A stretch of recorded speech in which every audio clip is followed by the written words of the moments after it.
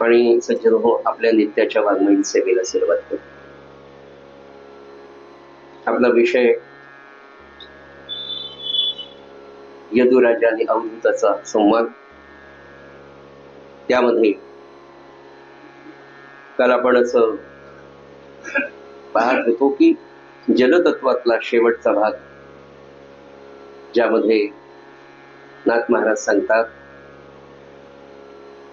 की गंगेच्या दर्शनाने पापक्षालन होतं, किंवा पाऊस पडायला सुरुवात झाली. अनेक महिन्यांच्या उन्हाळ्याच्या तापानंतर तो पाऊस पडतो, त्यातून येणारी गार हवा, त्या पावसाने जमिनीवर पडल्यानंतर त्या जमिनीतून येणारा तो मातीचा सुगंध, हे सगळं पाहून तुमच्या माझ्यासारखा मनुष्य त्याला किती आनंद होतो, किती शांत होतो. तसं म्हणाले योगाचं दर्शन झाल्यानंतर. पण नाथ महाराज इथे एक ओवी सांगतात आणि त्या ओवीचा अर्थ असा आहे की अशा योग्याचं, अशा संताचं दर्शन होणं भाग्यावाचून शक्य आहे.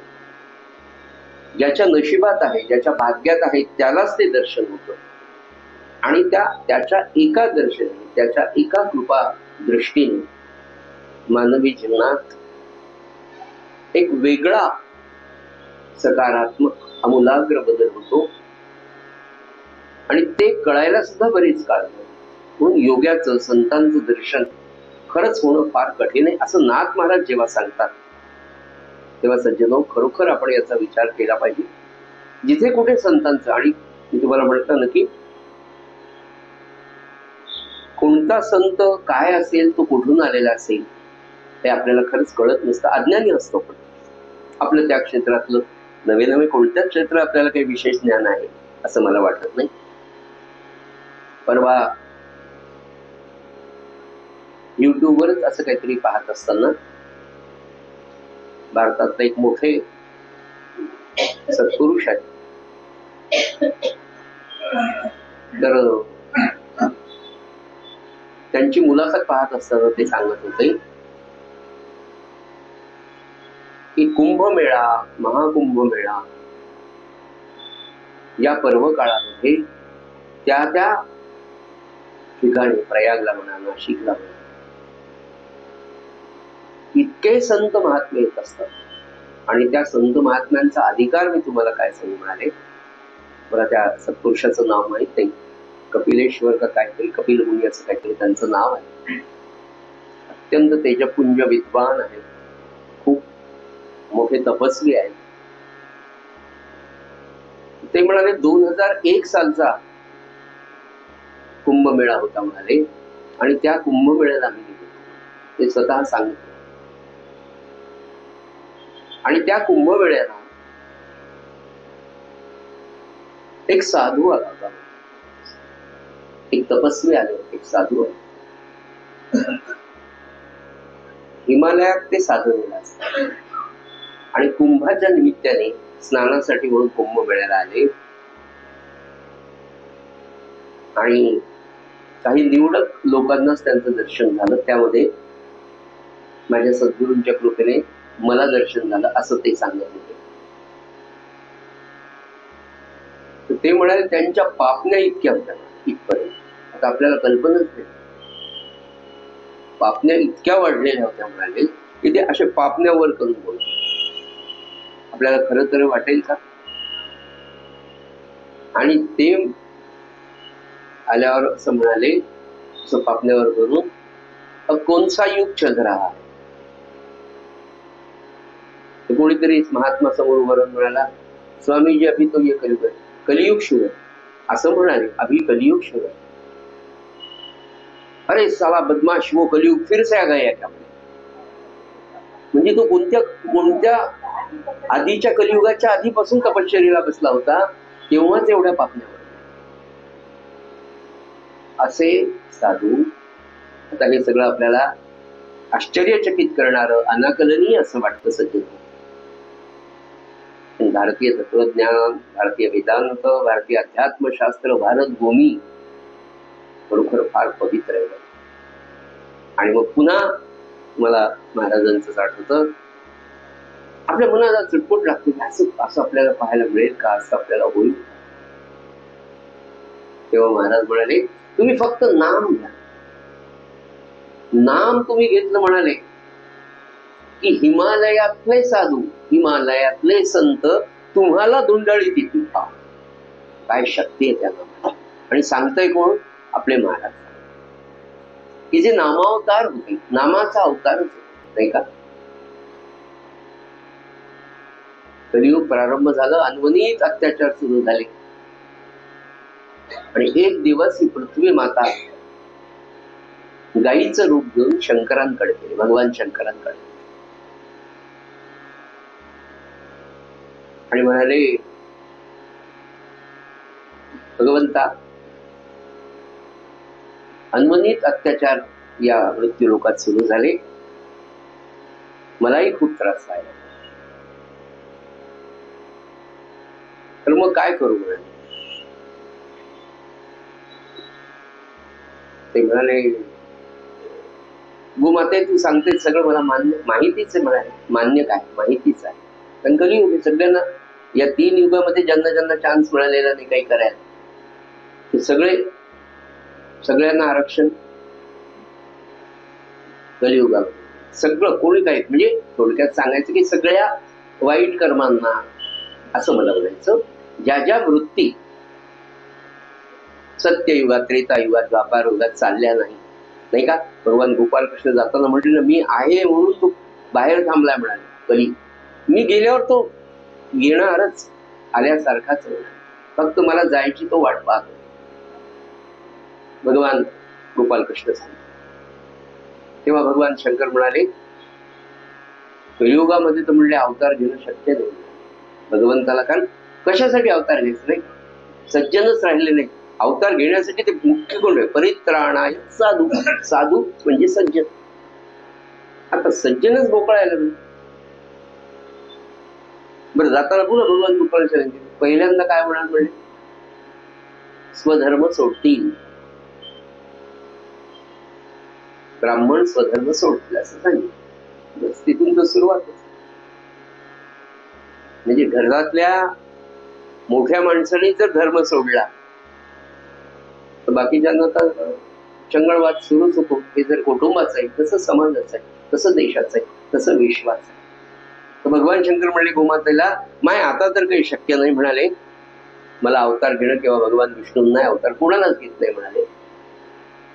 पण ते महारुद्राच्या रूपाने इतके नामावतार, गोंदवलेकर महाराज काय, रामानंद प्रल्हाद महाराज, हे सगळे ते म्हणाले नामाच्या अवताराने. म्हणून सज्जनो, महाराज सांगतायत की तुम्ही फक्त नाम घ्या, फक्त आणि फक्त नामाकरता नाम घ्या. पुन्हा अंतर्गत गोष्ट, नाम घेतो आपण, पण म्हणलं 13 कोटीचे छोटे छोटे तुकडे पडतात, तसं न होण्यासाठी फक्त नामाकरता. महाराज आज जग खूप सुंदर झाला, उद्या असाच जग करू. कशा करता? आजचा जग, उद्याचे जग, उद्याचा जग, परवाचा जग, नामाकरता, नामाकरता. तर ते म्हणाले, अशा योग्याचं, अशा संतांचं दर्शन होणं भाग्याशिवाय शक्य. आणि हे भाग्य कशाने येईल त्याचं सूत्र लगेच मारायचं, नाम. नामात राहिलं तर की त्यांना त्याला करमत नाही. पुढे तो विषय आता येणारच की भगवंतावरच तुमचा उपकार हो. तुम्ही नाम घेणं आणि त्यातही निष्काम, मला काहीच नको, तुम्ही नाम, मला काहीच नको, दिवसभर साधी प्रपंचातली गोष्ट. एखादं लेकरू सकाळपासून संध्याकाळपर्यंत इतकं छान आईला मदत करतो, बाबाला मदत करतो, आणि काहीच मागत नाही, खाऊ मागत नाही, चॉकलेट मागत नाही, काही नाही. 2-4 दिवस पहिल्या आईलाच द्यायचे. अरे काय लेकरू काम करायला, आता तुझा बर्थडे ना, मग तुझी गिफ्ट तुझ्या मधा. प्रपंचामध्ये असं होतं.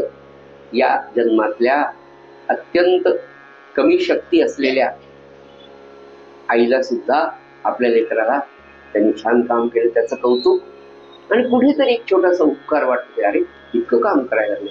हे जर या आईला वाटतं, तर जी जन्मोजन्मीची नवे नवे जन्म मरण चुकवणारी जी आपली आई आहे, तिला भक्ताविषयी किती प्रेम वाटत असेल.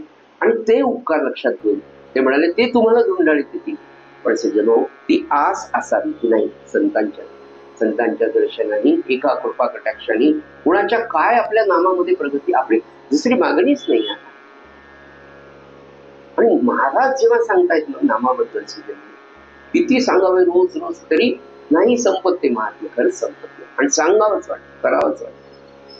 एकदा नामाची गोडी लागली ना ती नाही, त्याच्याशिवाय बसवत नाही. आणि तसंच होणं, ते होत असेल we are on the right track, आपण योग्य मार्गावर आहोत. असलं नाम झालं नाही की चुटपुट आज नाम नाही, आज नाही, असं होणं हे प्रगतीचं. नवे नवे महाराजांचं पूर्ण लक्ष आपल्याकडे आहे. मी म्हटलं ना, आपण सगळ्यांनी एक विचार करायचा की आपण काय करतो, हा हे काम झालं की नाम घेऊ, हे काम झालं की नाम, असं नाहीच करायचं. नाम झाल्यावर काम कर. आमच्या घरचे भांडे घासायला येतं का तू, असं नाही. श्रीराम जय राम जय राम, श्रीराम जय राम, नाही का? अशा योग्याच्या दर्शनाने कोणत्या तरी जन्माचं एखादं पाप असं संपून जातं सज्जनो. म्हणून ते म्हणतात की ते भाग्याशिवाय शक्य नाही. तर तुमचं भाग्य उजळायचं, तुमच्या पती तुमचं जे दुरीत आहे मागच्या जन्माचं पाप, ते जळलं पाहिजे. आणि ते जळण्याचं, ते संपवण्याची शक्ती त्या सत्पुरुषाच्या कृपा दृष्टीमध्ये. म्हणून त्या संत महात्म्याच्या दर्शनाला फार किंमत. पुढे काय होतं म्हणाले, काय होतं त्याच्या दर्शनाने, योग्याच्या दर्शनाने होतं काय तेही नाथ महाराज सांगतात. योग्याच्या दर्शनाने संसारातून मुक्त होतो. नवे नवे ते म्हणाले संसारातून मुक्त होतो म्हणजे काय नाही. आता बाबा म्हणजे आपल्याकडे म्हणलं तू अहो बापरे तुम्ही नामाला लागले का, काही खरं नाही, संसार संपलाच म्हणजे अशी भीती घालणारे लोक. एकदा रामा, आणि त्यातही कोणा श्रीराम जरा म्हणून नका म्हणले, बाबा काय सांगतील लोक. म्हणून महाराज म्हणले ना, जिथे अशी चर्चा आहे तिथे थांबू नये, आपले कान बंद करून निघून जाऊ. काय बोलतील म्हणजे, रामाचं नाव घेतलं, रामाचं जीवनचरित्र पहा म्हणले, नवरा बायकोचे भांडणच होतात, जवळच राहत नाही. केवढी आता ही खरी अंधश्रद्धा, ही खरी अंधश्रद्धा, हिचं निर्मूलन व्हायला पाहिजे. जो राम, त्या रामाचं चरित्र अत्यंत आदर्श आहे. ज्या रामाने दाखवून दिलं की इतक्या प्रकारची दुःख जरी आली तरी मी माझ्या कर्तव्य, इतकी दुःख आली, इतका अपमान लौकिक दृष्ट्या जरी झाला तरी माझं कर्म, माझं कर्तव्य आणि कर्तव्य निष्ठा कधीच मी सोडली नाही, हे आपल्याला दाखवून दिलं. रामरायाच्या जीवनचरित्राकडे पाहण्याचे दोन दृष्टिकोन आहे. एक मी जो आता विचित्र सांगितला तो जो नकोय, आणि दुसरा असा इतका उदात्त हेतू, श्रीराम जय राम. महाराज म्हणे तुम्हाला राम व्हायचं. राम म्हणजे काय? रामरायाच्या जीवनचरित्राचा अभ्यास करत असताना लक्षात येतं की त्यांनी सगळ्या गोष्टींचा त्याग केला. उद्या निघायचं, आज उद्या ठरला होता राज्याभिषेक, पण सगळं सोनं नाणं अंक तंक सगळं काढून टाकलं. आणि शस्त्र, बाण आणि धनुष्य 14 वर्ष बरोबर, हे लक्षात घेण्याची वेळ आहे. येणाऱ्या प्रत्येक संकटावर माझ्याकडे मार्ग आहे, माझ्याकडे बाण आहे, माझ्याकडे धनुष्य आहे. हे सूत्र जीवनाचं आहे. का? हे जर नसेल तर तुमच्यात रामच नाही.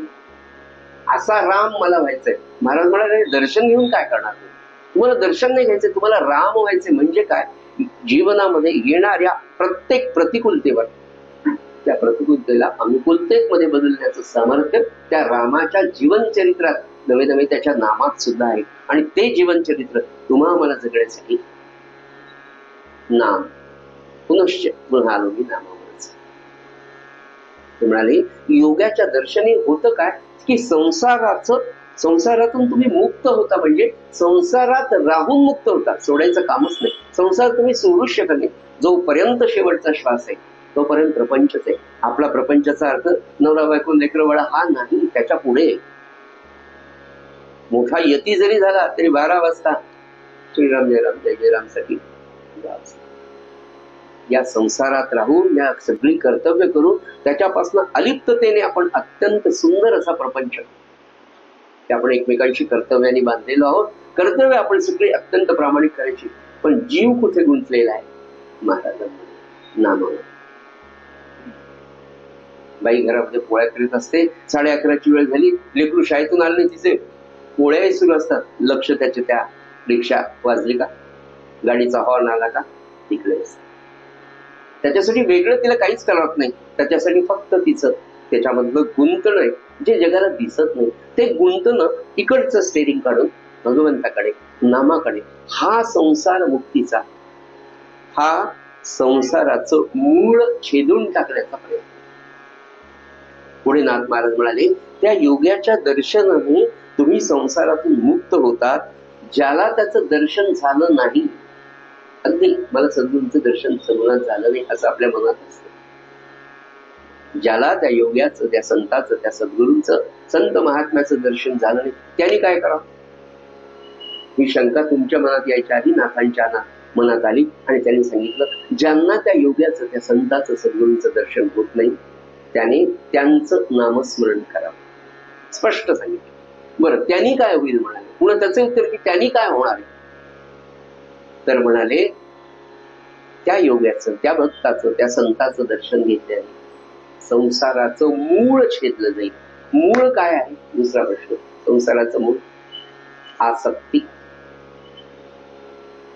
ॲनेस्थेशिया दिला, ऑपरेशन करून टाकलं, त्याचे मारून टाकले, आता तर स्टेपलची झाली, टाक टाक टाक. अजून 2-4 पेन ॲनेस्थेशिया उतरायच्या आधी म्हणले, ही पॉवरफुल एक गोळी अल्ट्राडे नावाची, ती घ्या, 12 तास तर काहीच होत नाही तुम्हाला, कशी दुःख असले.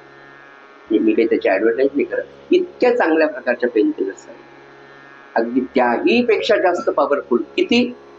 एकदा घेतलं तर शेवटच्या श्वासापर्यंत तुम्हाला दुःख नाही. नवे शेवटचा श्वास गेला तरी तुमच्या बरोबर नाम आहे. त्या सूक्ष्म देहाला सुद्धा आनंद, आनंद आणि आनंद, कुठेच पेन नाही. त्याचं सूत्र ही आसक्तीच काढून टाकली.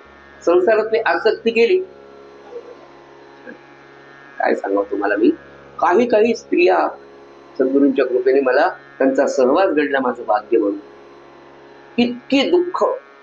इतकी दुःख त्यांच्या वाट्याला आले, पण त्यांची भगवंतावरची श्रद्धा आणि भगवंताचं नाव. यजमान गेले, 2 मुली समोर गेल्या, मुलगा गेला, त्या सगळ्यांची अपत्य सांभाळण्याची वेळ त्या आमच्या काकूंवर आली. म्हणाले, त्याची इच्छा आपल्या वाट्याला आले, आपल्या कळत ना, आनंदाने हसत केलं शेवटपर्यंत. परिस्थिती अत्यंत साधारण, पण काय सांगू तुम्हाला, संभाजीनगरला असताना मी लहान होतो, या माऊलींनी जवळून पाहिले, गेले म्हणे, आता काय किती वेळ रडणार म्हणे, हे समोर दिसतायत ना म्हणाले. बरं, त्यांनी आपल्याला हे काम दिले म्हणाले. वैधव्याचं दुःख वेगळं, पुत्र शोकाचं वेगळं, मुलगी गेल्याचं वेगळं, तिचा संसार, तिची मुलं, आपली मुलाची मुलं सगळी सांभाळायची आणि चणचण, आर्थिक चणचण खूप. पण म्हणले करावंच लागणार आहे. रडून सांगता कोणाला लागणार? नाव, कुलधर्म, कुलाचार, भगवंतावरची निष्ठा इतके आघात होऊनही गेली नाही. इथे काय आहे? तर संसाराची आसक्ती. कळलंय की शेवटच्या श्वासापर्यंत करणार, सुटणार नाही. रडत स्वीकारायचं का हसत. पण ही सद्बुद्धी होण्याचं काम साधनेशिवाय. म्हणून नाथ महाराजांनी आपल्याला तेव्हा सांगितलं ना, की सगळ्यात महत्वाचं जर आयुष्यात काही असेल सज्जन, तर सद्बुद्धी निर्माण होणं. ती आहेच आहे, तिला जागृत करण्याचं काम तुमचं साधन करतं. साधनाने अंतर्यामी असलेली सद्बुद्धी जागृत होते आणि ती सद्बुद्धी जागृत झाल्यानंतर ती तुम्हाला आत्मसाक्षात्काराकडेच नेते. आणि तो आत्मसाक्षात करण्यासाठी, आत्मसाक्षात्कार होण्यासाठी साधनाची गरज आहे. या कलियुगामध्ये पुन्हा महाराजांनी सांगितलं की दुसरं कोणतं साधन नाही, नामासारखं साधन नाही. आणि म्हणून सज्जन हो, केवळ नाम संसाराचं मूळ तुमचं छेदून टाकेल, असं अनुभवानी नाथ महाराज आपल्याला सांगतात. आणि हे सगळं करता पुढे नाथ महाराज म्हणतात की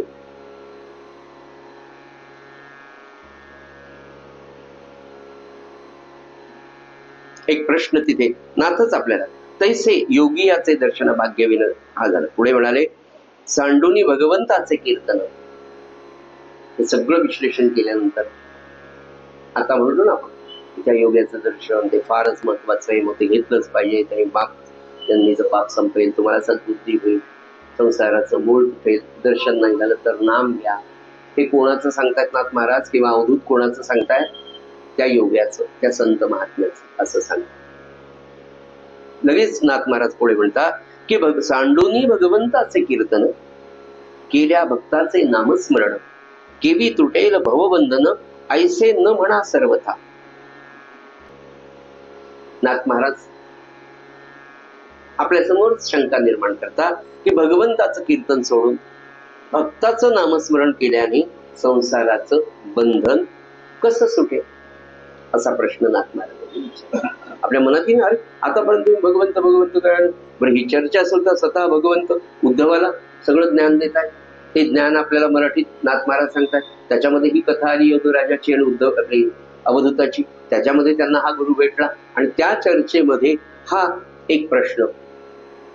नाथ महाराज हे सगळं ज्ञान सांगत असताना नाथांचं किती लक्ष श्रोत्यांकडे नाही का?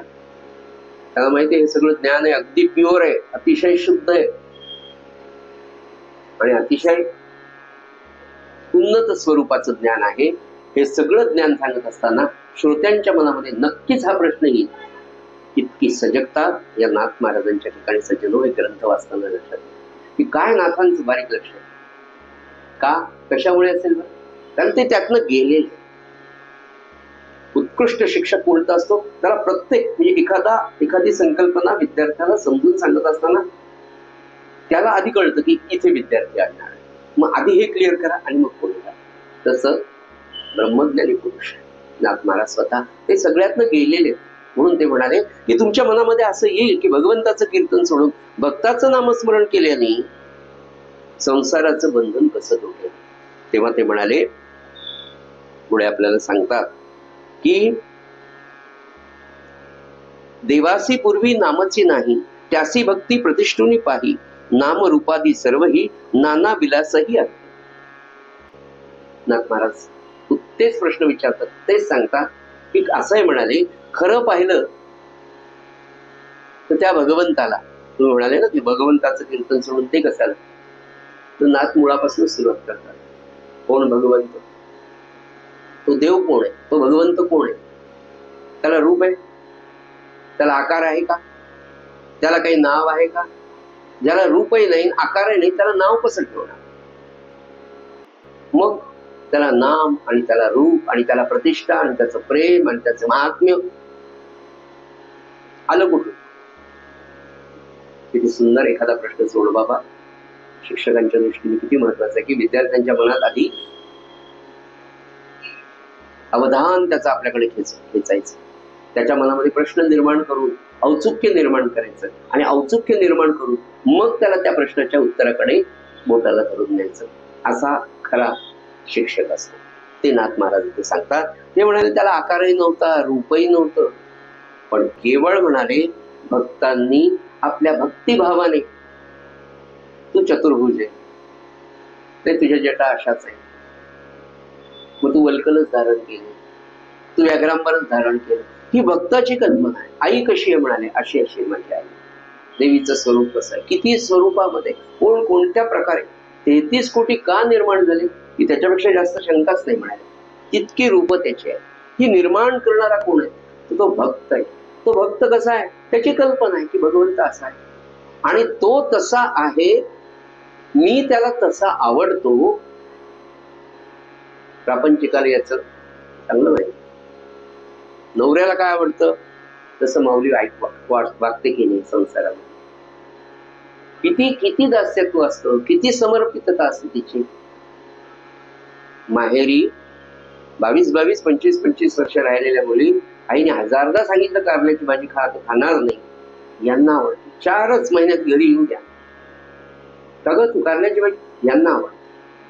समर्पण, दास्यत्व नाही. म्हणजे याच्याकडे आपण वेगवेगळ्या प्रकारे पाहतो. मी याबद्दल काय असतं, काय दास्यत्व असतं की त्यांना आवडते, मला आवडते. आणि हेच संसारातलं प्रेम सद्गुरूंप्रती लावायचं. तर आदर्श उदाहरण भाऊसाहेब केतकर होते ना, 92 वर्षापर्यंत झाले. म्हातारपणी रिटायर्ड झाल्यावर गोंदवल्याला राहायला आले. काही दिवसांनी महाराज झाले. महाराज म्हणे, तुम्ही चालले, मी तुमच्या जवळ मरायला अजून तुम्ही नाही. महाराज म्हणजे सध्या तसा येऊ नये. सध्याला बरं वाटलं त्यांना. सध्याने म्हणजे पुढे कधीतरी आहे. तर ते भाऊसाहेब केतकर रोज संध्याकाळी, बाबा सांगायचं, रोज संध्याकाळी तव्यावरचं पिठलं कर म्हणायचे. का? स्वारी लावत, स्वारी लावत. काय संसारातलीच ही गोष्ट आहे, पण तीच संसारातल्या प्रेमाचं, संसारातल्या आसक्तीचं. सज्जनो, सकारात्मक दृष्ट्या जेव्हा उदात्तीकरण होतं परमार्थात, हीच भक्ती आहे. प्रेमाचा परमोच्च बिंदू महाराजांनाही आवडत, महाराजांनाही आवडत. पण केवळ महाराजांना पिठलं आवडत होतं, आयुष्यभर पिठलं तव्यावरचं खाणं, ही केवळ भक्ती नाही. नामही आवडत होतं, याचाही विचार करून अर्थात भाऊसाहेबांच्या बाबतीत नाही, हे आपल्यासाठी नम्रपणे सांगतो. महाराज शंकर महाराजांच्या बाबतीत असं म्हणजे अशा कथेचा असा विपर्यास पण होऊ नये. गजानन महाराज म्हणले चिलिंपीच होते म्हणून हे कायम चिलिंपी आलेले. आता अशाने कसं होईल? ते ब्रह्मानंदात कायम राहत होते. त्यांची चिलम आपोआप पेटत होती, आपली पेटत नाही. असं हा विषय नाही. मला सांगायचं काय की त्या भगवंताला तो भक्त आकार देतो, रूप देतो, नाम देतो, त्याची भक्ती करतो, त्या पद्धतीने करतो आणि त्याच्यामुळे त्याला आकार होतो. भक्तांनीच देवाचा थोरपणा इतका गायला, त्याच्या भक्तीचं महात्म्य, आणि त्याच्या भक्तीमुळे त्यांनीच त्याला वैकुंठात जाऊन बसव, म्हणून हा वैकुंठात गेला. भगवंताला भगवंतपण देणार जर कोणी असेल तर तो भक्त आहे. आणि म्हणून देवाच्या देवघरात भक्तांचे फोटो असं आपण सगळ्यांनी पुराणांमध्ये ऐकलं. मग म्हणाले, इतकं प्रेम, इतकी भक्ती तो भक्त त्या भगवंतावर करतो की त्या भक्तीचं उपकार, त्या भक्तीचं ओझ भगवंताला होतं. त्याचं उत्तम उदाहरण नाथ महाराजांचे चरित्र आपण अनेकदा ऐकलं. मग त्या उपकारांची फेड ते म्हणाले, आताही ऐसा भक्ती देव थोर केला, अनुनी वैकुंठी वैसविला, भक्त उपकारे दाटला, मग त्याच्या बोला माझी वर्ते. इतके उपकार त्या भक्ताचे होतात की देव भक्त म्हणेल तसं वागतो. बसा इथे, बसले. आणि याचं उत्तम उदाहरण आपल्याला गोकुळामधल्या भगवंताचं. 10-11 वर्षापर्यंत भगवंत गोकुळामध्ये राहिले. ज्या गोपिका होत्या त्या यशोदा मातेच्या वयाच्या नाही का? आपण विचार करा भगवंताच्या चरित्राचं चिंतन. या सगळ्या गोपिकांना प्रत्येकीला वाटायचं की कृष्ण इतका गोड नाही का, की आपलाच असावा, आपल्या जवळच असावा, आपल्याला असं लेकरू असावं. आणि तो भगवंत त्या गोकुळातल्या घरी 9 लक्ष गाई, सगळ्यात मोठा श्रीमंत जर कोणी असेल तर नंद बाबा होते, की ज्यांच्याकडे गोकुळात सगळ्यात जास्त म्हणजे 9 लक्ष गाई होत्या, म्हणून त्यांना नंद म्हणत. त्यावेळेस श्रीमंती मोजण्याचं जे साधन होतं, कोणाकडे किती गाई आहे, गोधन कोणाकडे, तो जास्त श्रीमंत. आणि इतकं 9 लक्ष गोधन ज्याच्या घरी होते तो गोपाळकृष्ण, तो बाळकृष्ण. सगळ्या गोपिकांच्या गवळणींच्या घरी जाऊन, तुला लोणी पाहिजे का, थोडं नाचून दाखव. त्या लोण्याकरता नाचून. ज्यांनी विश्व निर्माण केलं तो लोणी मागायला दुसऱ्याच्या घरी जाईल का? नाही. भगवान गोपाल कृष्णावर जो 16 सहस्त्र नाऱ्यांचा गोपिकांच्या बाबतीतलं जे विचित्र वर्णन आपल्याला कुठे ऐकायला पाहायला मिळतं, तर ज्यांनी विश्व निर्माण केलं त्यांनी स्त्रियांबरोबर असं वागण्यासाठी अवतार घेतला असेल का? एका प्रश्नाचं उत्तराचं चिंतन माणसाने करावं. एवढा मोठा थोर पुरुष असे काम करेल किंवा असं काम करण्याकरता भगवंताचा अवतार झाला असेल का? म्हणून त्यातली जी मधुरा प्रेमा भक्ती आहे ना, जी प्रेम भक्ती आहे ना, ती आपण समजूच शकत नाही. त्याचं कारण असं, आपण विषयामध्ये बुडलेलो. आजचा समाज किंवा आतापर्यंतचा समाज किंवा भगवान गोपाल कृष्णांच्या विविध लीलांवर विचित्रपणे नको ते भाष्य करणारे लोक हे विषयामध्ये तुडुंब भरलेले. आणि अगदी तुम्हाला सांगतो की भक्ती मार्गात आलेले सुद्धा किंवा भक्ती मार्गाच्या उंबरठ्यावर असलेले अजून आलेले नाही, आपण सगळी माणसं भगवंताकडे नवे नवे संतांकडे सुद्धा विषयाच्या दृष्टीने पाहतो. याचं कारण मुळात आपण इतके विषयाने बरबटलेले आहोत, आपली दृष्टीच विषय, आपण चांगलं पाहूच शकत नाही.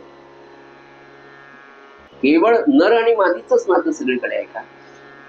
जी स्त्री तुमच्या जीवनामध्ये येते ती क्षणाची पत्नी अनंत काळाची माता असते. अनंत काळाची, ते अनंत काळाची माता गेल्या 80, 85, 100 वर्षात मुलांना शिकवलीच गेली, समाजाला शिकवली गेली नाही. किंवा समाजाला शिकवली गेली असेल तरी समाजाची विषयाची वृत्ती इतकी उंच आहे की संतांचं सांगणं सुद्धा कधी कधी कमी पडल्यासारखं वाटतं. आपला विषय असा आहे की भक्ताच्या बोलाप्रमाणे, भक्ताच्या मर्जीप्रमाणे तो वागतो. इतकं तो उपकाराने दबलेला असतो. थोडं नाम घेतलं ना तरी महाराज वाटतं अरे वा, आपल्याकडे नाही का 2 तास कधीच अभ्यास न करणार, खेळ सोडून आता पुढच्या महिन्यात पहा फर्स्ट टर्म परीक्षा आल्या की पोरं बरोबर अभ्यासाला बसतात. वर्षभर खेळणारा आई 2 तास पोरगा बसला अभ्यासाला, त्या आईला किती कौतुक वाटतं. अगदी तसं सज्जनो, आणि त्याची अनुभूती काय? आपला आनंद. सज्जनो, आतून आनंद होणं, खळखळून हसणं, निरागस हसणं. हास्य हे भगवंताचं व्यक्त स्वरूप आहे आणि ते तेव्हाच येतं नव्हे, ते असतंच. ते फुलवण्याचं काम सज्जनो नाम करत असतं. नाम या प्रसन्न राहतो. प्रसन्न न बोलताही मनुष्य प्रसन्न राहू शकतो. काहीच न करून, काहीच नाही केलं, फक्त नाम नाम नाम. एखाद्या दिवशी घरी कोणी नसावं, आपण एकटे, आपण महाराज मस्त दार बंद करून घ्या, मस्त नाम महाराज मी.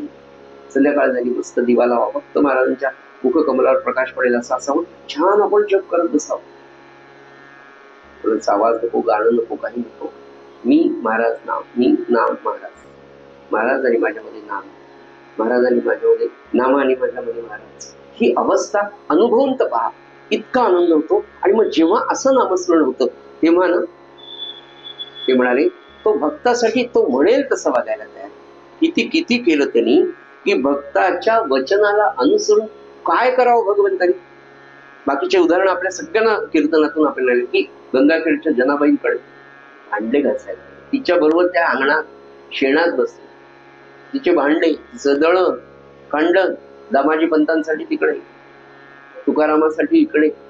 इतकंच नाही, अगदी मागे मागे मागे गेलो तर त्या विचित्र हिरण्यकश्यपूच्या विचित्र संकल्पनेसाठी, पण त्या प्रल्हाद भक्तासाठी, म्हणजे धड नरही नाही आणि धड सिंहही नाही, असं रूप नरसिंहाचं कुणाकरता घेतलं. किती अवघड गोष्ट आहे मला सांगा. भक्ताच्या वचनाकरता भगवंत काय करतो सज्जनो, तर म्हणाले तो धर नरही राहिला नाही, सिंहही राहिला नाही, नरसिंह नावाचा एक वेगळा हायब्रिड त्यांनी तयार करून दाखवलं. कुणासाठी केलं? किती मोठ्या प्रमाणात, किती सुंदर कथा. एकच कथा आपण वेगवेगळ्या अंगाने पाहू शकतो. नवे आहेच तितके आयाम त्याला, पण सूत्र जर पाहिलं तर भगवंत आणि भक्ताचं प्रेम, भक्ताच्या प्रेमाचा उपकार त्याच्याकडे इतका आहे, इतका दयाळू आहे. म्हणून त्याला दयाळू का म्हटलं? इतकं समाजात आपण पाहतो. आता तर काही प्रश्न नाही, पण जुन्या काळामध्ये पाहुणे आले, मागच्या दारी पटकन एक ग्लासभर साखर द्या बरं, उसनी करून दिली. आणि मग त्या बाईला त्यांनी आपल्याला दिली होती उसनी. त्याचं भान, त्याची जाण इतकी असायची. सामान्य माणसामध्ये या उपकाराची जाण आहे, तर तो अनंत कोटी ब्रह्मांड नाही, त्याच्याकडे तर आपल्यापेक्षा जास्त जाण आहे, आपल्यापेक्षा जास्त दयाळू, म्हणून त्याला दयाळू म्हणतो. किती त्रास झाला नरसिंहाच्या अवतारामध्ये. पुन्हा भक्ताच्या कथेविषयी मी तुम्हाला सांगतो की भगवंत प्रगट झाले, त्या रूपाने प्रगट झाले, त्याला मारायचं होतं. त्यासाठी साध्या नाटकाची तयारी करताना किती तयारी करावी लागते. एवढा मोठा अवतार करताना भगवंताने किती तयारी. भगवंत येणार, साधा आमदार यायचं म्हटलं तर इथे 4 वेळा सतरंज्या झटकल्या जातील. ही बेडशीट घालू का, तो तक्क्या ठेवू का, कोण आलं तर ते आमदार नाही की. अनंत कोटी ब्रह्मांड नाही, विशिष्ट प्रकारचा अवतार घेऊन येणार भगवंत सुद्धा. भगवंताला तो आवेश निर्माण करावा लागला. हिरण्यकश्यपूचं पोट त्या बरं तो म्हणला मला कशाने, मला वेगळ्याच पद्धतीने त्याचा मृत्यू त्यांनी ठरवला. घरात नाही, दारात नाही, दिवसा नाही, रात्री नाही, अमकं नाही, तमकं नाही, माणसाकडून नाही, प्राण्यांकडून नाही, पुन्हा कोणत्या शस्त्रांनी नाही. आता त्याचं पोट जर त्या नखांनी फाडायचंय तर केवढी शक्ती, केवढा राग, आणि कोणाला आणायचा आहे? भगवंताला, की जो मुळात अत्यंत दयाळू आहे. त्याला स्वतःला राग येण्यासाठी त्याला काय तयारी करू लागेल ते भगवंताला माहिती. आपण काही सांगू शकत नाही, पण आपण समजू शकतो सगळं. आणि तो भगवंत जेव्हा प्रगट झाला आणि ते सगळं हिरण्यकश्यपूचं झालं, बरं त्याला मांडीवर घेऊन सगळं करावं. मांडीवर घेऊन त्याला त्याचं पोट फाडलं, त्याला हे केलं, त्याचा वध केला. आणि त्या रागाचं काय म्हणतात, पारा खाली यायला खूप प्रयत्न करा. आता ते वाढलंय टेम्परेचर, तर ते कमी करणं काही साधी गोष्ट आहे. मग यांना शेवटी सगळ्या देवांनी विचार केला, आता भगवंत शांत झाले पाहिजे, तर काय करतील की बाबा, म्हणून लक्ष्मीला समोर आहे. खरे लक्ष्मण, सगळे लक्ष्मी आले की शांत होतात, नाही की नाही? पण हे लक्ष्मण असे होते की काहीच तयारच नाही. लक्ष्मी आली तरी नाही. तेव्हा समोर कोण गेला? 7-8 वर्षाचा भक्त प्रल्हाद, आणि तो समोर गेला आणि भगवंतांनी त्याला पाहिल्याबरोबर जवळ घेतलं. तर किती जवळ घेतलं, तर त्या सिंहाची ती आळ होती, हे लेकरू इतकं जवळ, हे त्याच्या खाली गेलं. असं करून म्हणून भगवंताला त्यांनी असं हात फिरवला. आणि त्यानंतर श्रीमद भागवतामध्ये प्रल्हाद गेलेली स्थिती येते. त्या भक्ताच्या स्पर्शाने, त्या भक्ताच्या वाणी स्पर्शाने, शारीरिक स्पर्शाने हळू एवढा मोठा भगवान नरसिंह असलेले, आणि त्यांचा तो एवढा मोठा रागाचा आवेग भक्ताच्या स्पर्शाने शांत झाला. काय काय चरित्र आहे, मला सांग. किती भक्तांचे आणि म्हणून ते म्हणाले की हे भक्ताचं चरित्र आहे, हे भक्तांचं जसं भगवंताचं महात्म्य आहे ना, तो दयाळू जरी असला तरी, पण त्याला हे विश्व चालवायचंय, म्हणून त्याला सगळ्याच ठिकाणी फार दयाळूपणे राहायचं, मग आनंदच नाही. ऑफिसचा मुख्य ऑफिसर जर लूज राहिला तर सगळीकडे आनंद होतोय, आपण पाहतोच. 80 वर्ष आपण या देशामध्ये पाहिलं की काय सगळं चाललं होतं, आणि गेल्या 10-12 वर्षामध्ये आपण पाहतोय की किस तरह से हमारा देश बदल रहा, नाही का? किती छान. काल काश्मीरच्या श्रीनगरमध्ये गणेशोत्सवाची मिरवणूक अत्यंत सुंदर. गणपती बाप्पा मोरया. कितीतरी वर्षांनी, कितीतरी दशकांनी गणपती बाप्पा मोरया श्रीनगरच्या लाल चौकामध्ये हिंदूंना गणपतीची मिरवणूक काढतात. धर्मकार्य, देशकार्य. धर्मकार्य म्हणजेच देशकार्य. आपण जागृत असतो. अखंड असावे सावधान, एवढं कायम लक्षात ठेवलं पाहिजे. हे अखंड असावे सावधान. जसं परमार्थात आहे त्याही पेक्षा जास्त प्रपंचात सावधान राहिले तरच परमार्थाकडे आपण बोलू. भक्ताचं वर्णन करत असताना भक्ताच्या प्रेमाचं, भक्ताच्या भावाचं देवावर इतकं वजन पडतं, नाथ महाराज म्हणाले की या उपकाराने तो भगवंत भारावून जातो आणि प्रेमाने वश झालेला भगवंत बद्ध होतो. पुढे म्हणाले, देवो भक्त वचने करी, झाला नर ना केसरी, प्रगटाला खांबा माजारी, शब्द करी भक्ताचा. पुढे म्हणाले, आताही प्रत्यक्ष प्रमाण, दासाचे वचने जाण, पाषाण प्रतिमे देवो आपण आनंद घन प्रगट. याच तर जाऊच द्या म्हणाले. आता अगदी ही जी उभी आहे याला समर्थ सांगतात की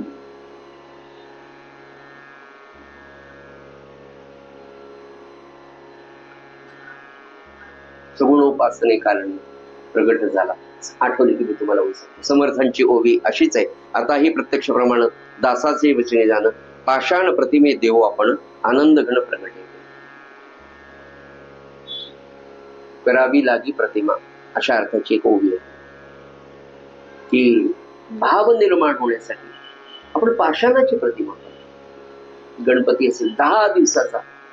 भारतीय संस्कृतीचं वैशिष्ट्यच असं आहे की मातीच्या मूर्तीमध्ये प्राणप्रतिष्ठा होते. हे फक्त भारतीय तत्वज्ञान किंवा भारतीय अध्यात्म शिकवतो. गणपती आणला तोपर्यंत ती मूर्ती आहे. एकदा त्याची प्राणप्रतिष्ठा झाली की तो गणपतीच आहे. आणि 10 दिवस त्या पाषाणाच्या मूर्तीमध्ये, त्या मृत्तिकेच्या मूर्तीमध्ये आपण त्या भावाने राहतो आणि सज्जनो ज्याला त्याला त्याच्या त्याच्या भक्तीप्रमाणे त्या 10 दिवसात तो अनुभव येतोच. महालक्ष्म्या काय, गणपती काय, वेगवेगळ्या पाषाणांच्या मूर्ती जेव्हा करतो तेव्हा किती आनंद आहे. ते काय म्हणतात तिथे, आनंद घन प्रगटे पै. कशाने? पाषाणाची प्रतिमा, मृत्तिकेची प्रतिमा आपण निर्माण करतो तर आपल्यासाठी, आपल्या भक्तिभावासाठी. एवढा मोठा गणपती, त्या मातीच्या, शाडू मातीच्या गणपती, अमक्या मातीच्या गणपती प्रगट होतो 10 दिवस आणि त्याचं अस्तित्व. एक अनुभव आपल्या सगळ्यांचा पहा. महालक्ष्मी आपण बसवतो सप्तमीला, अनुराधा नक्षत्रावर. नक्षत्र प्रधान हा सण आहे तिथीपेक्षा. अनुराधा नक्षत्रावर आपण बसवतो, ज्येष्ठा नक्षत्रावर आपण त्यांना पूजन आणि मूळ नक्षत्रावर गाठी पडतात. सगळं डेकोरेशन झाले असतं, तेच आपले मुखोटे असते, आपण बसवतो अनुराधा. ज्येष्ठा नक्षत्रावर प्राण बापू म्हणतो, मम प्राणा हा इह प्राणावा. गुरुजी सांगतात म्हणा 15 वेळा छातीला हात लावून ओम ओम ओम ओम, ते काहीतरी ओम लम सम असं म्हणतात. आणि त्यानंतर हळदी कुंकू लावून पत्री वाहिल्या. कालचीच लक्ष्मी, कालचे फोटो पहा, आजचे फोटो पहा. भाव जागृती, भाव प्रतिष्ठा, प्राण प्रतिष्ठा. काय माहिती, जगातलं सर्वोत्कृष्ट तत्वज्ञान जर काही असेल ते फक्त भारतीय अध्यात्मच जगाला देऊ शकते.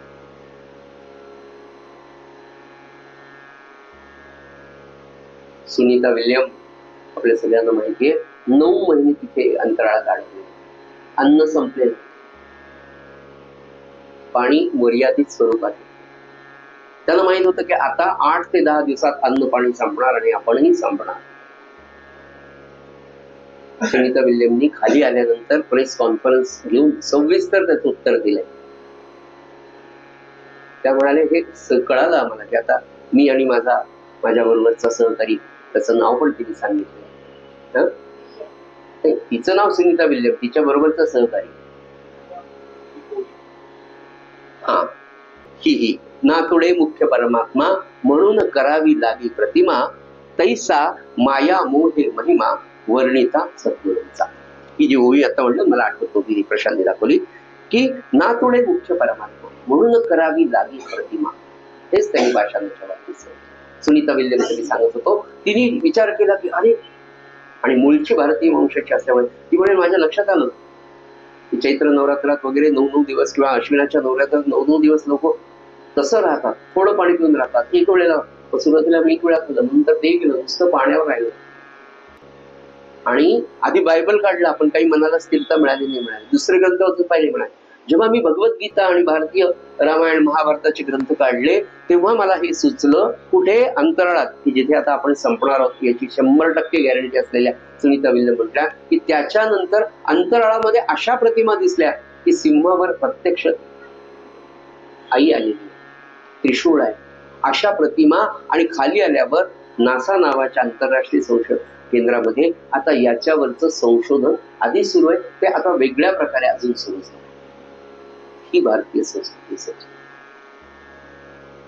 ते म्हणाले, इतकं भक्तांवरचं प्रेम असतं, जितकं आपण भगवंतावर प्रेम करून सज्जनो त्याच्या उलट आहे. आपण 1 पट करावं तर तो 10 पट करतो.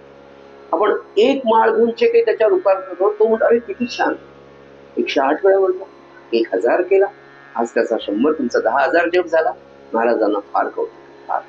मी हे सांगतो ना, हे मनाने नाही सांगतो.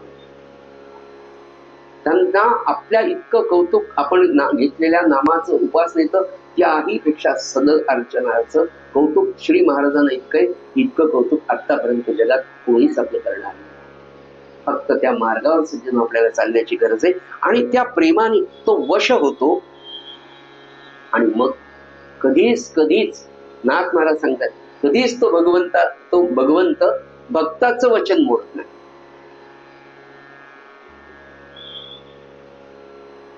एकदा थोरले महाराज म्हणाले, कुंडलेकर महाराजांकडे कोणीतरी काहीतरी मागायला गेलं आणि काय विचित्र, काय लोक मागतील सांगतात. काही भक्त होते, महाराज देहात असतानाची गोष्ट, महाराजांकडे गेले. महाराज म्हणाले, महाराज मला असं वाटतं म्हणे की तुम्ही काही पण देऊ शकता, तर मला अशी शक्ती द्या म्हणाले की मला सगळ्यांच्या मनातलं ओळखता आलं पाहिजे. बर. पण यांची कौटुंबिक परिस्थिती अशी, यांच्या पत्नी गेलेल्या, मुलगा सुनेजवळ हे राहत होता. त्या काळातले, कोणत्याही काळातले असेल तर काही विक्षिप्तता म्हाताऱ्यांमध्ये असतेच. म्हणजे आपणही झाल्यावर काही विक्षिप्तता आपल्या नेक्स्ट जनरेशनला दिसणारच आहे, तो काही प्रश्न नाही. पण विक्षिप्त असल्यावर शांत तरी राहावं. पण ते शांत राहतील तर विक्षिप्त कसे म्हणाले, विक्षिप्त असेल तर शांत कसे राहतील. महाराज म्हणाले हे काही बरं नाही, मनातलं काही ओळखायचं, मागू नका म्हणाले. नाही नाही महाराज, काही करा, मला प्रत्येकाच्या मनातलं कळायला पाहिजे, अशी शक्ती आहे. तुम्हाला काय कठीण नाही, मग मी जप करतो, तुमचं माझ्यावर प्रेम, तुम्हाला एवढं काही करून मला द्या. बरं, त्याच्या आधी एकदा काय झालं हे आधी गेले, आधीच एक गोष्ट त्यांची सांग. भाऊसाहेब फॉरेस्ट नावाचे व्यक्ती होते. म्हणाले महाराज मला ब्रह्मज्ञानीच करा म्हणा. अरे ते म्हणजे अहो, ब्रह्मज्ञानी करणं फार अवघड असतं.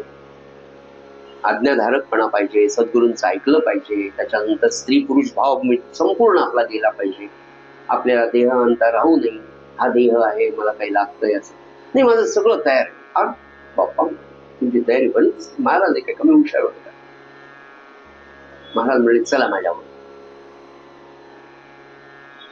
तर अजून एक व्यक्ती त्यांच्याबरोबर होती असंच. तर म्हणाले त्या आंब्याच्या झाडाखाली बसले आणि मी सांगतो तोपर्यंत डोळे उघडायचे नाही, फक्त नाम घेत राहायचं. मी सांगेल तेव्हा डोळे उघडायचे. ते जर तुम्ही पास झाला ही परीक्षा तर ब्रह्मज्ञान. डोळे लावून बसले. महाराज तिथेच होते. 10 मिनिटं झाले, 20 मिनिटं झाले, 30 मिनिटं झाले.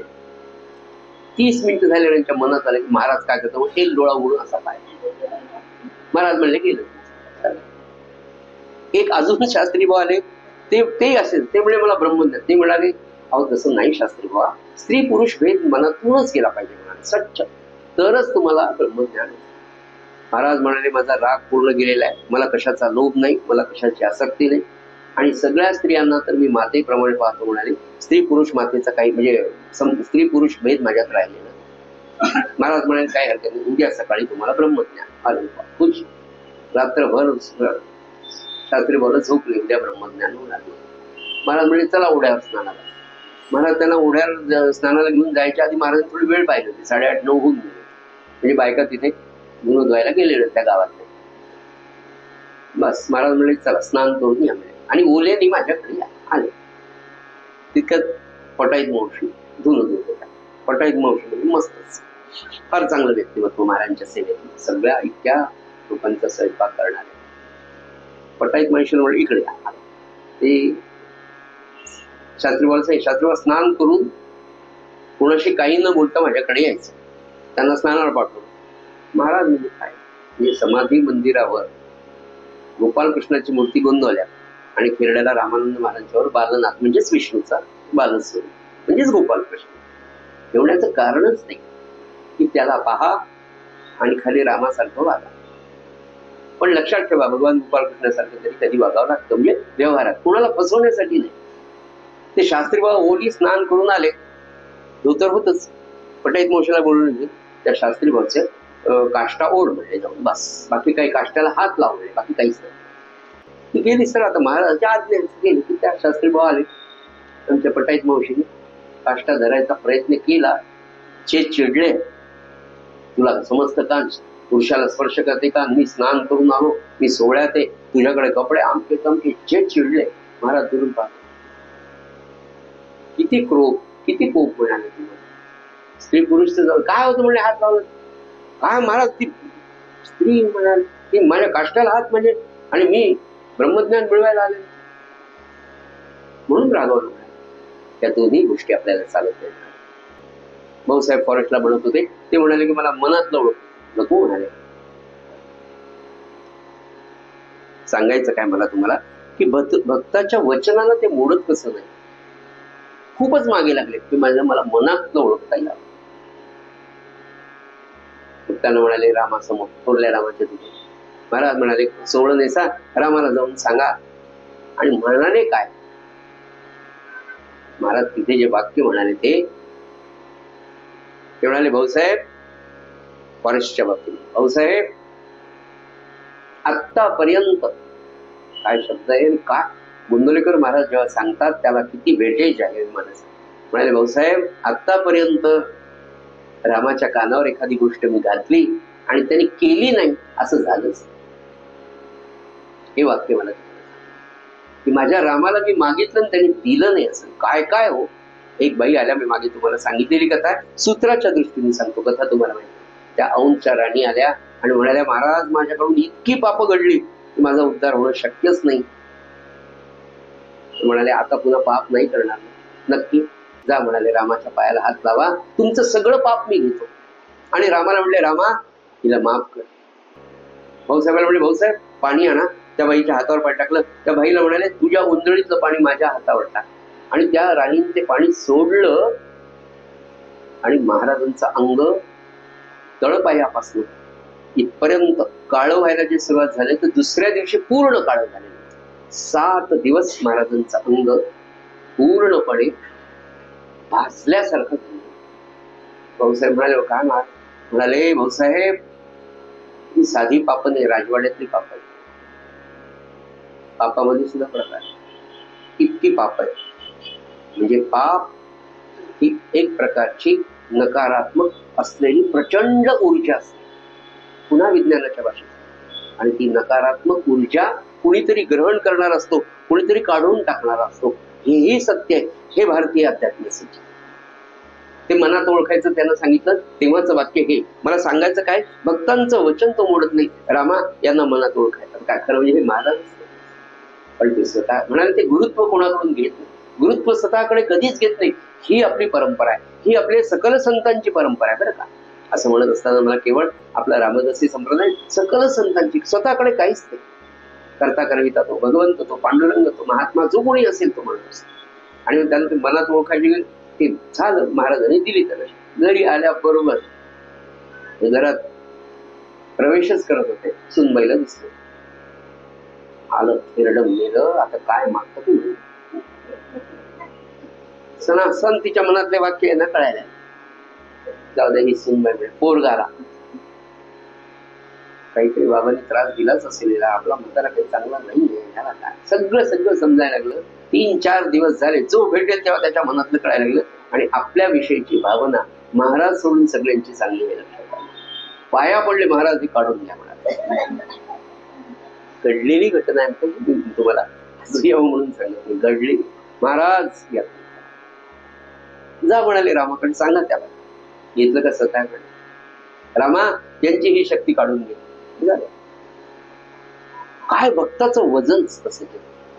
अनंत कोटी ब्रह्मांड नायक असलेल्या परब्रह्म स्वरूप असलेला राम आपल्या भक्ताचं किती ऐकावं किती ऐकावं. म्हणजे मला 2च उदाहरण की एवढीशा लोण्यासाठी कोणत्याही गवळीने म्हणा थोडं नाचून दाखव तुझ्या पायातलं छुमछुम वाजून दाखव. आणि भगवान गोपाळकृष्णांनी तिला नाचून दाखवावं काही करून दाखवावं आणि तिने एवढा लोण्याचा गोळा द्यावा तो खावा. त्यातलं प्रेम त्या प्रेमाचा असलेला भार भगवंत त्याच्यासाठी काही करतो. इतकं दयालुत्व त्या भगवंताचं आहे तर ते सोडून आपण जगाच्या मागे लागतो. सजनो नाथ महाराजांना भारतीय अध्यात्माला वेदांताला तुम्हा आम्हाला हे शिकवायचं की जिथून आपल्याला निराशा दुःखच मिळणार आहे. का मी असं म्हणतो तुम्हा आम्हाला असं वाटतं अरे किती सुख आहे मुलगा झाला बापरे मोठा झाला अमेरिकेला गेला इकडे गेला मला कपडे आणले. सुख पांघरून आलेलं दुःख येतं.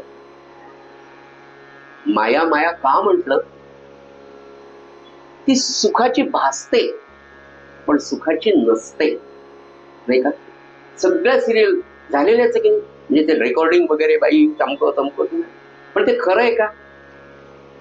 आणि भारतीय वेदांत तेच सांगतो की तुम्हाला हे दिसतंय हा मुलगा ही मुलगी हा मुका हा जावाई तो चमका माता पिता बंधुकांता सर्व सुखाचे सांगाती अंतकाळी मोकलती हिरोनी नेताची संपत्ती. हे सगळं दुःख सुखाचं पांघरून घेऊन तुमच्या समोर आलेले. आणि सज्जनो, आपल्याला हे शिकायचंय की खरा जगन्नायक, जगन्दाता, आनंददाता, आनंद घन परमात्मा. महाराजांच्या मुखात सारखे शब्द असायचे. प्रल्हाद महाराज सारखं जेव्हा निवांत असायचे ना, तेव्हा म्हणायचे, दयाघना सद्गुरुनाथा रामानंदा महाराज महाराज. इतकं गोड, मला नाही म्हणायचं, पण महाराज असं सारखं म्हणायचं. काय प्रेम असं, सारखं सारखं. म्हणजे महाराजांची पूजा झाल्यावर कितीतरी लोक असं सांगायचे की ज्यांनी हे पाहिलं, किती तळी वेळ रामानंद महाराजांची मूर्ती महाराज न्याहाळत असत नाही, न्याहाळत नव्हते. त्यांचा मूक संवाद त्यांच्याशी. आपण सगळे पूजा झाल्यावर किती वेळ देवाजवळ बसते सांगत. पूजा करून टाकणे मी आपल्याला म्हणत नाही बरं.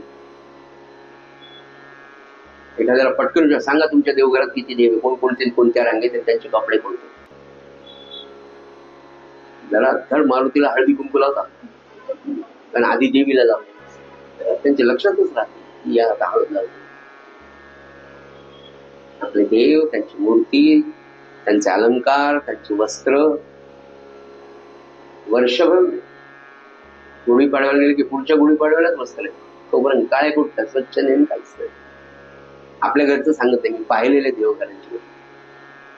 भगवंताला न्याहाळत बसणं, भगवंताची पूजा मनोभावे कर. महाराजांचं, सद्गुरू प्रल्हाद महाराजांचं एक वाक्य आहे, जो भगवंताच्या पूजेमध्ये सौंदर्य भरतो त्याच्या जीवनामध्ये भगवंत सौंदर्य भरतो. म्हणून भगवंताची पूजा, देवाची पूजा, महाराजांची पूजा करताना मनापासून उत्कृष्ट करावी. उत्कृष्ट, जितकी जास्त छान करता येईल. दुसऱ्याच्या आकोड्याने तोडून आणलेली फुलं नकोच. आपण जाऊन छान फुलं आणावे, तेही चालत नाही, पण ते लोकांचा त्रास देण्यापेक्षा जसे आपण आपल्याला कपडे, जसं आपण आपल्याला सगळी शृंगारिक वस्तू आणतो, तसं भगवंतासाठी कधी पिवळी शेवंती, कधी पांढरी, कधी लाल गुलाब, कधी तो शिर्डी गुलाब, कधी असा तसा आणण्याचा प्रयत्न करून वाहन सुंदर सजवावं, सुंदर पाहावं, त्याच्याकडे न्याहाळत बसावं. भगवंताला सुद्धा वाटतं. अहो, विशेषतः बघा, घरोघरांमध्ये जेव्हा आई थकते, वडील थकतात, त्याला चालणं होत नाही, ते बसलेले आहेत, अशा वेळेला मुलगा सून ऑफिस मधून आले, हातपाय धुतले, पटकन चहा करून आणला, आणि चहा झाल्यावर थोड्या वेळ आईचा हातात घेऊन, वडिलांचा हातात घेऊन, तिच्या तोंडावर हात फिरवून, म्हातारपणी ती मुलंच असतात. असं जेव्हा करतो ना, तेव्हा त्यांच्या डोळ्यातनं येणारे अश्रू खऱ्या अर्थाने पवित्र गंगा आपल्यासाठी आहे. जसं आपण त्यांना करतो, आणि मग ते जर नसतील तर ते कुठे आहेत? तर आपल्या सद्गुरूंच्या चरणी, आपल्या देवघरामध्ये ते बसलेले आहेत. या भावनेने त्या भगवंताकडे पहा. हे कोण सांगणार? हे कोणत्या ग्रंथामध्ये लिहिले? सज्जनो, अशी भावना, असं अंतःकरण जेव्हा निर्माण होतं, तर त्या अंतःकरणाची मृदुता, करुणता आणि प्रसन्नता तुमच्या चेहऱ्यावर दिसल्याशिवाय राहत नाही. सज्जनो, ज्ञानापेक्षाही आचरणाचं तेज जास्त, म्हणून आचरणाला जास्त. महाराजांनी 3 सूत्र सांगितली.